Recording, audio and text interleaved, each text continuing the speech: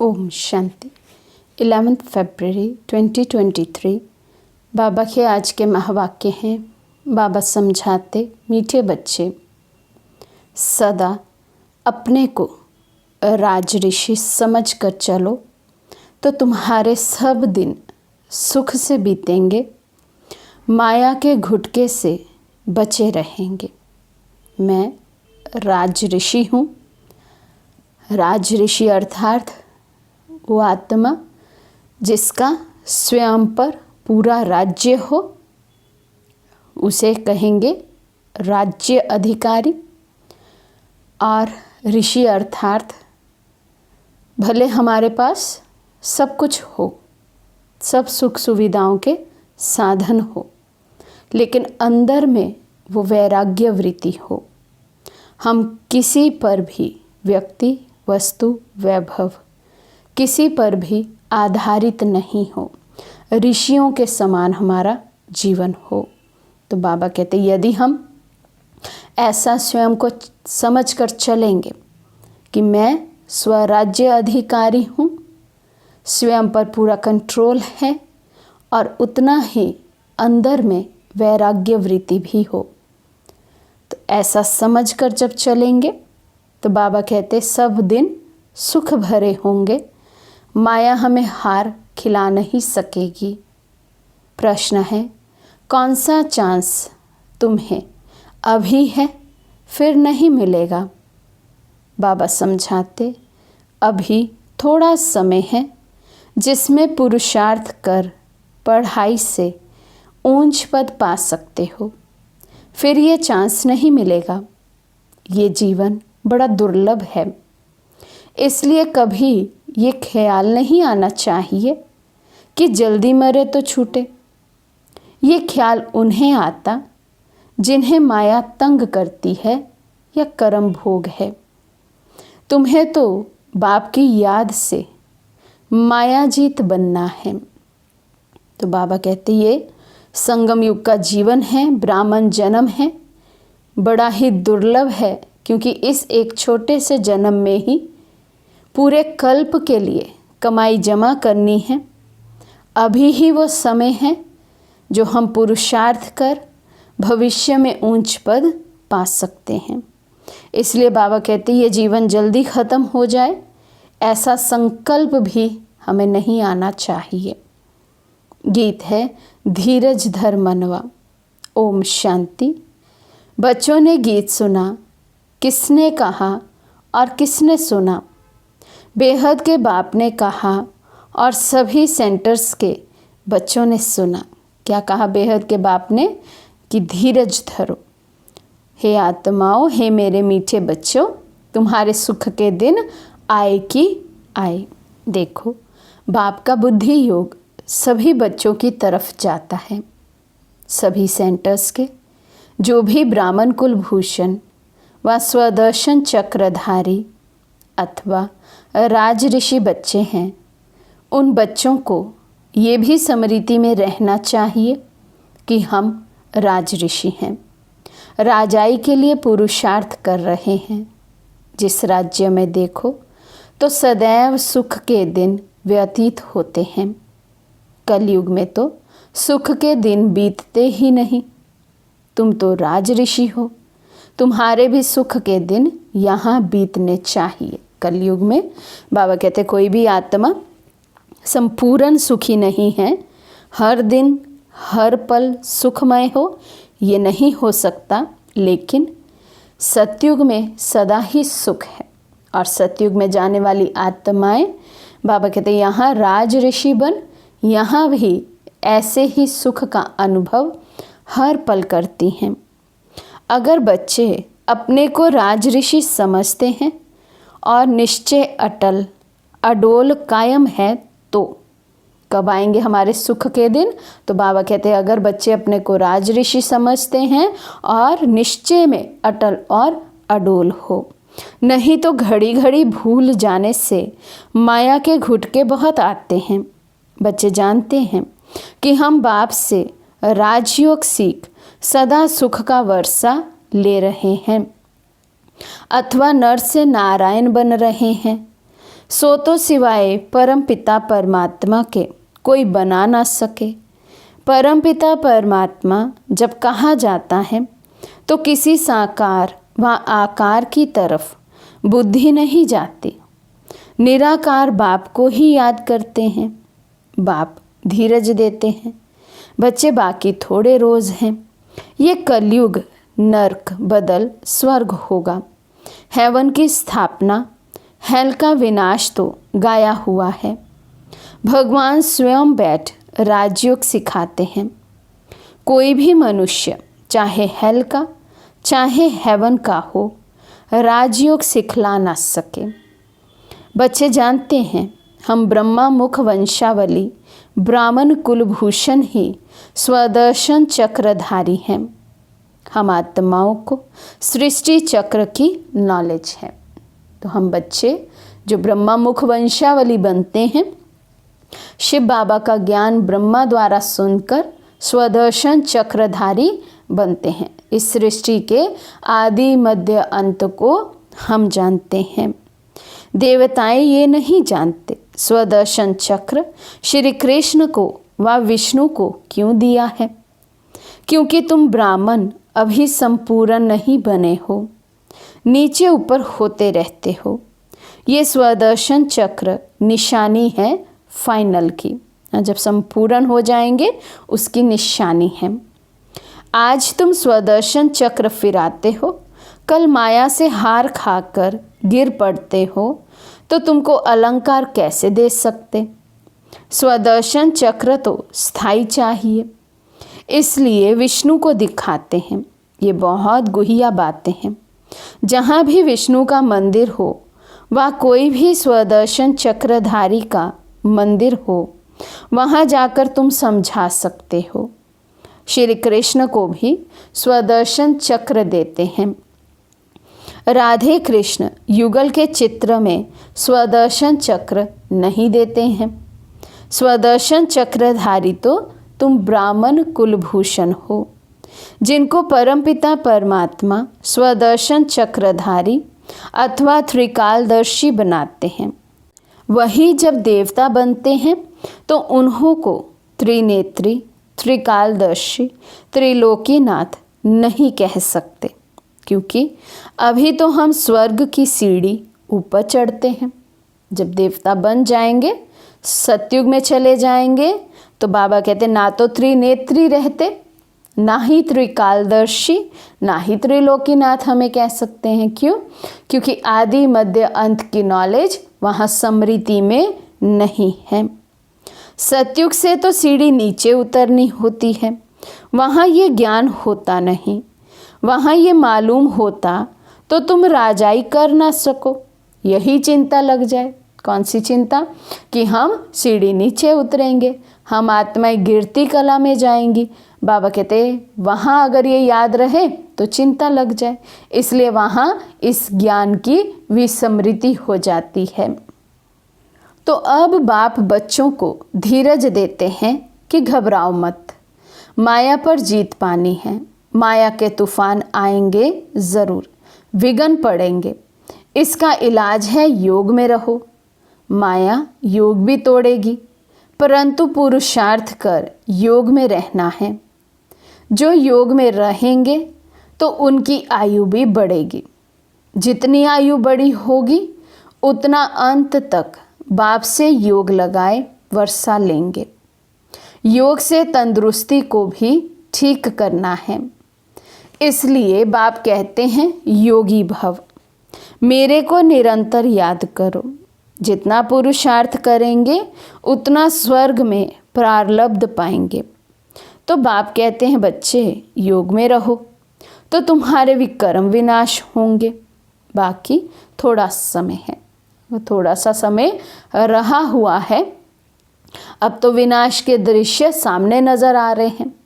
बाबा कहते यदि अभी भी अपने पुरुषार्थ के प्रति तीव्र गति नहीं पकड़ी, अभी भी यदि अलबेले रहे, तो फिर भविष्य क्या होगा। तो तुम ऐसे नहीं कहेंगे कि विनाश जल्दी हो तो हम स्वर्ग में जाएं, क्योंकि ये जीवन बड़ी दुर्लभ है। ऐसे नहीं कि अभी शरीर छोड़ फिर नया शरीर लेकर पढ़ाई पढ़ सकेंगे। बाल अवस्था में ही होगा तो विनाश आरंभ हो जाएगा, बालिग भी नहीं बन सकेगा, क्योंकि इसमें छोटे बड़े सबका विनाश होना है। जल्दी मरे ये वही कहेंगे जिनको माया बहुत तंग करती है या कोई कर्म भोग है, उनसे छूटना चाहते हैं, परंतु ये चांस फिर नहीं मिलेगा। इसलिए पुरुषार्थ में जुट जाओ। बाकी तो जब समय आएगा तो ना चाहते भी सबको जाना पड़ेगा, क्योंकि बाप सबको रूहानी यात्रा पर ले जाएगा। ऐसे नहीं सिर्फ 10-20 लाख को ले जाएंगे। जैसे कुंभ के मेले पर 10-15 लाख जाते हैं, ये तो आत्मा परमात्मा का मेला है। बाप स्वयं पंडा बनकर लेने आए हैं। इनके पिछाड़ी तो अनगिनत आत्माएं जाएंगी, परंतु ऐसे भी नहीं सब जल्दी जाएंगे। परले हो तो फिर ये भारत खंड ही ना रहे, परंतु ये भारत अविनाशी खंड है, यहाँ बहुत रह जाते हैं। फिर सतयुग में एक ही सूर्यवंशी राजधानी स्थापन होगी। कलयुग विनाश हो, सतयुग स्थापन होने में बीच का थोड़ा सा ये टाइम मिलता है। इसमें थोड़े रह जाते हैं जो नए सिर अपनी राजधानी बनाते हैं। बाकी पुरुषार्थ का यही थोड़ा समय है। इसको कल्याणकारी युग कहा जाता है। दूसरे संगम को कल्याणकारी नहीं कहेंगे, क्योंकि नीचे उतरते जाते हैं। अब संगम युग तो हर युग में है। सतयुग खत्म होगा तो सतयुग और त्रेता के बीच का समय संगम ही होगा। त्रेता के बाद द्वापर जब आएगा तो त्रेता की एंडिंग, द्वापर की स्टार्टिंग, बीच में संगम आएगा। लेकिन बाबा कहते किसी भी संगम का कोई भी महत्व नहीं है, क्योंकि उस हर संगम के बाद आत्मा नीचे उतरती है। लेकिन केवल ये एक संगम, कलयुग और सतयुग, कलयुग अंत सतयुग आदि के बीच का ये जो समय है, ये जो संगम युग है, केवल इसका इम्पोर्टेंस है, क्योंकि इसमें हम आत्माएं उतरती कला से चढ़ती कला में जाती हैं। तो बाबा कहते अब संपूर्ण सुख से संपूर्ण दुख में आ गए हैं। ये नॉलेज और किसी की बुद्धि में नहीं है। आगे हम भी कुछ नहीं जानते थे, अंधश्रद्धा से सबकी पूजा करते थे। अब तो हर प्रकार की श्रीमत मिलती है। धंधा भी वही करते हैं जो कोई बिरला व्यापारी करे। जैसे हुनर सीखना होता है, यह है मनुष्य को देवता बनाने का हुनर। इस पर ध्यान देना है। बाप रोज़ अमृत वेले आकर पढ़ाते हैं, तो उस समय बाप के सामने सब सेंटर्स के बच्चे हैं। बाप कहते हैं मैं तुम सभी बच्चों को याद करता हूँ। इसमें माया मुझे कोई विघ्न नहीं डालती है। तुम बच्चे मुझे घड़ी घड़ी भूल जाते हो, माया तुमको विघ्न डालती है। कोई कोई लिखते हैं बाबा हम बच्चों को ना भूलाना, परंतु मैं तो कभी नहीं भूलता। मुझे तो सबको वापस ले जाना है। मैं रोज़ याद प्यार देता हूँ, बच्चों को खजाना भेज देता हूँ, सबको ललकार करता रहता हूँ कि बाप की श्रीमत पर बेहद का वर्षा लेने का पुरुषार्थ करो। इसमें गफलत व बहाना मत करो। कहते हैं कर्म बंधन है, ये तो तुम्हारा है। बाप क्या करे? बाप कहते हैं योग में रहो तो कर्म बंधन कटता जाएगा, तुमसे विकर्म नहीं होंगे। आधा कल्प तुम विकर्मों से छूट जाएंगे। फिर ऊंच पद पाने के लिए सर्विस भी करनी है। मम्मा बाबा कैसे अच्छी रीति समझाते हैं। कोई कोई बच्चे भी अच्छी सर्विस करते हैं। तुमसे कोई पूछे तुम्हारी एम ऑब्जेक्ट क्या है, तो ये कार्ड हाथ में दे दो, उसमें सब समझ जाएंगे कि ये किस धंधे में लगे हुए हैं। ये तो बड़े व्यापारी हैं, हर एक की रग देखनी है। सबसे अच्छा है चक्र पर समझाना। कैसा भी आदमी हो, चक्र को देख समझ जाएंगे कि बरोबर ये कलयुग है, अब सतयुग आने वाला है। क्रिश्चियन को भी समझा सकते हो ये हेल है, अब हेवन स्थापन होने वाला है। वे है ज़रूर हेवनली गॉड फादर ही करेंगे, परंतु मनुष्यों की बुद्धि ऐसी हो गई है जो अपने को नरकवासी नहीं समझते हैं। कहते भी हैं फलाना स्वर्गवासी हुआ, तो समझना चाहिए ज़रूर हम नरक में हैं।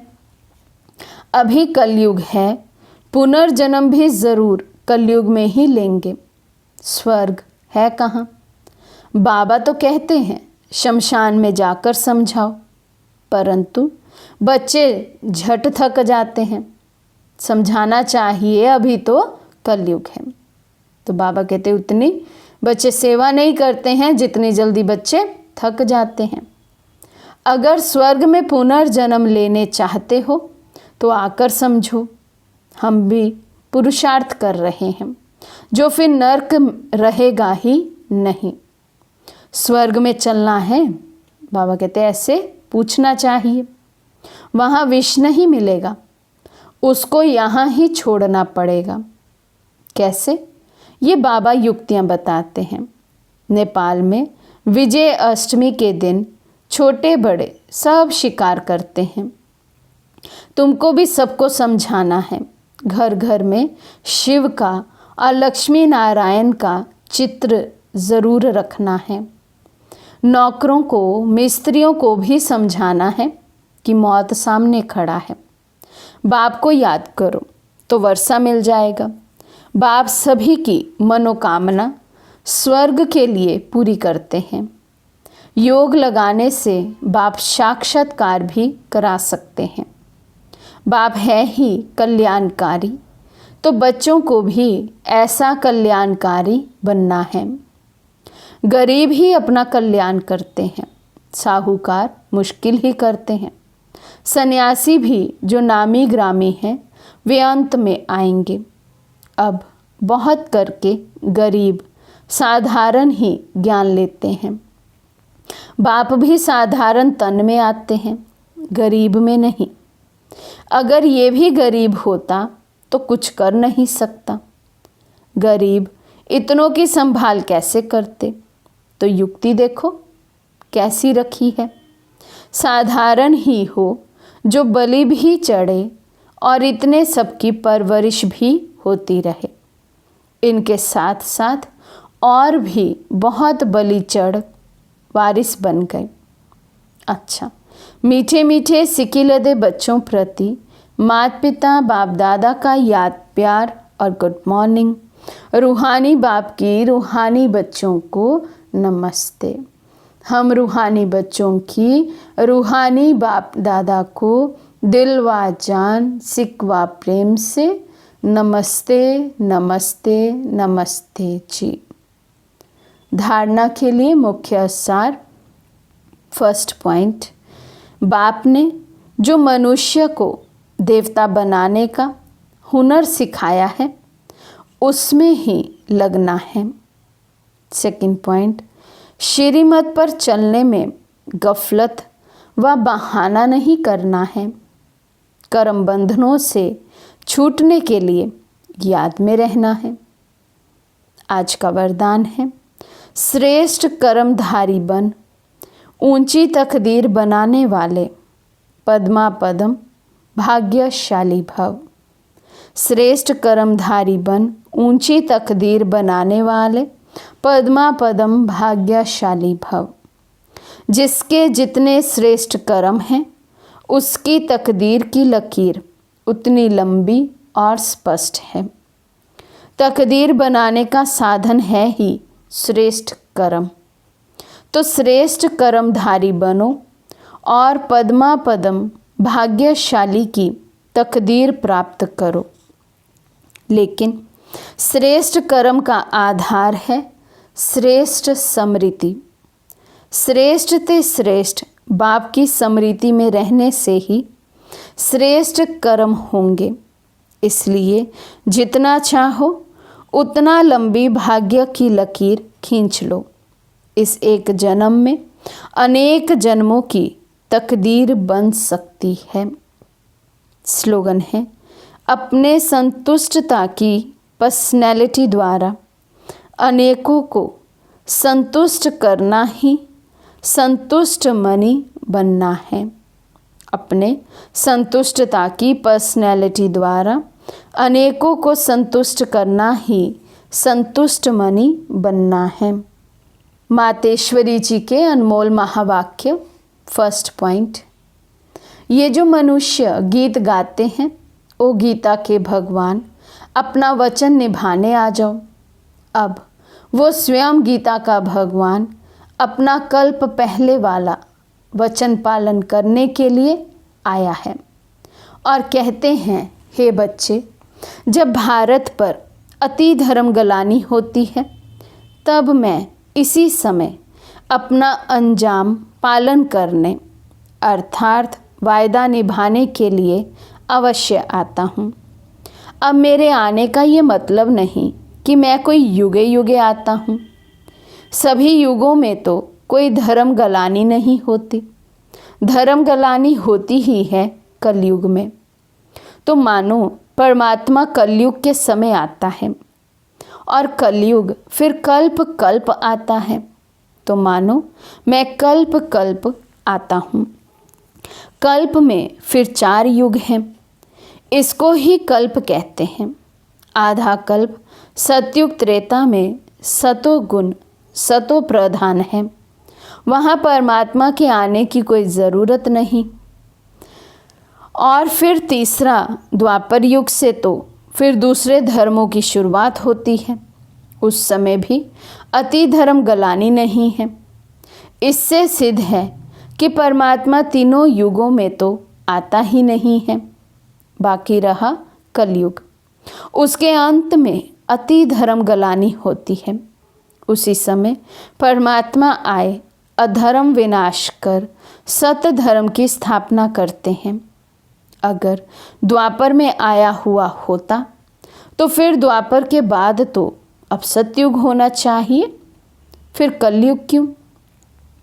ऐसे तो नहीं कहेंगे परमात्मा ने घोर कलयुग की स्थापना की।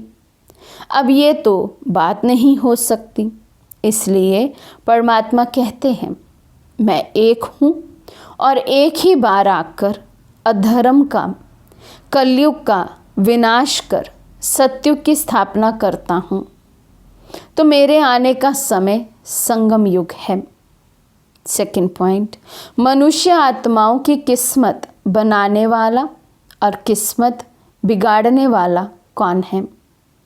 हम ऐसे नहीं कहेंगे कि किस्मत बनाने वाला बिगाड़ने वाला वही परमात्मा है। बाकी ये ज़रूर है कि किस्मत को बनाने वाला परमात्मा है और किस्मत को बिगाड़ने वाला खुद मनुष्य है। अब ये किस्मत बने कैसे और फिर गिरे कैसे, इस पर समझाया जाता है। मनुष्य जब अपने को जानते हैं और पवित्र बनते हैं तो फिर से वो बिगड़ी हुई तकदीर को बना लेते हैं। अब जब हम बिगड़ी हुई तकदीर कहते हैं तो इससे साबित है कोई समय अपनी तकदीर बनी हुई थी जो फिर बिगड़ गई है। अब वही फिर बिगड़ी तकदीर को परमात्मा खुद आकर बनाते हैं। अब कोई कहे परमात्मा खुद तो निराकार है, तो वो तकदीर को कैसे बनाएगा? इस पर समझाया जाता है निराकार परमात्मा कैसे अपने साकार ब्रह्मा तन द्वारा अविनाशी नॉलेज द्वारा हमारी बिगड़ी हुई तकदीर को बनाते हैं। अब ये नॉलेज देना परमात्मा का काम है। बाकी मनुष्य आत्माएं एक दो की तकदीर को नहीं जगा सकती हैं। तकदीर को जगाने वाला एक ही परमात्मा है। तभी तो उन्हों का यादगार मंदिर कायम है। अच्छा, अव्यक्त इशारे। जो प्रतिज्ञा की जाती है उसको पूर्ण करने के लिए पावर भी चाहिए। कितना भी सहन करना पड़े, सामना करना पड़े, लेकिन प्रतिज्ञा को पूरा करना ही है। भल सारे विश्व की आत्माएं मिलकर प्रतिज्ञा से हटाने की कोशिश करें तो भी प्रतिज्ञा से नहीं हटेंगे, लेकिन सामना करके संपूर्ण बन करके ही दिखाएंगे। ऐसी प्रतिज्ञा करने वालों का ही यादगार अचल घर है। अच्छा, ओम शांति।